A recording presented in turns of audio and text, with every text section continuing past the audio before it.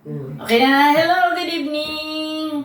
Welcome to El Shaddai Therapeutic Massage. Get the care you deserve. Ngayong gabi, ito yung aking pasyente na pinapunta ko dito at nawawala ng pag-asa. Ano ba yan? Yan ang aming worker ng Bukal Tibagan. Pakinggan natin pangalan at ano ang naramdaman. At pagkatapos ng therapy, ano naman ang naramdaman? Ano ang naramdaman niya? Bakit ko pinapunta dito? Sinabi mo kanina, sabi mo yung mga naramdaman mo kanina, nahirap mo niya. O sige, ikaw ang magsabi ngayon kung gaano kabuti ang Diyos sa buhay mo. Ako po si Marcelina de Guzman. Ako po kanina po pumunta rito. Taga pong nangihina ako.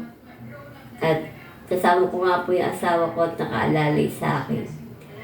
Nung na-therapy ako ni Sister Ne, salamat po sa kabutihan ng Diyos at malakas na po ako. Kanina po nanghina po ako. Ngayon na igagalaw ko na po yung yung bata ko naninigas kanina, nawala na po yung paninigas.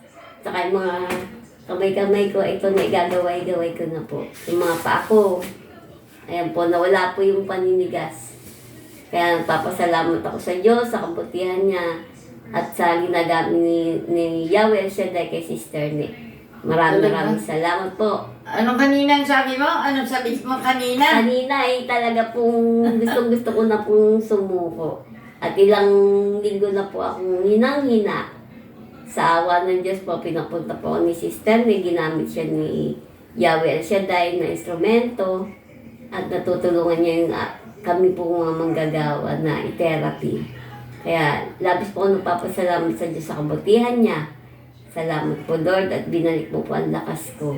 Amen! Amen. O kaya, pagpatuloy po ako ng Thank God. maging isang lingkod mo, Panginoong Jesus. Amen. Napakasipag na lingkod. Kaya, biniya ng bahay tapos ngayon May puso diba? ako, Sister Ne, hindi ko lang tinot. Kaya, napakabuti ng Diyos. Kanina, yung text niya, naku Diyos ko, sabi ko nga, in Jesus' name, mali ka nga dito. Magaling ka na. Pinapunta ko dito kasi ang text niya talaga naman. Hindi ko ma-attempt, hindi ko ma-take. Halika dito, sabi ko. Ayun, sa awa ng Panginoon. Sino magpa-therapy ka kahit once a week, no? Okay. Maniwala ka. Puro ka kasi gamot Hindi naman masama ang gamot. Kaya lang, lalaman mo kung paulit-ulit, di ba? Pero sa therapy, nakita mo, tinerapi, yung sakit ng batok, sakit ng balikat, hindi makasakit mga mga kamay, mga paa na mahirap iakbang, o ngayon natataas na. Apo. Nahiya po kasi ako, Sister Ne, wala po pang ano. Nahiya ka? Wala po. Kung ba, Sir Shaddai, tayo manalangin.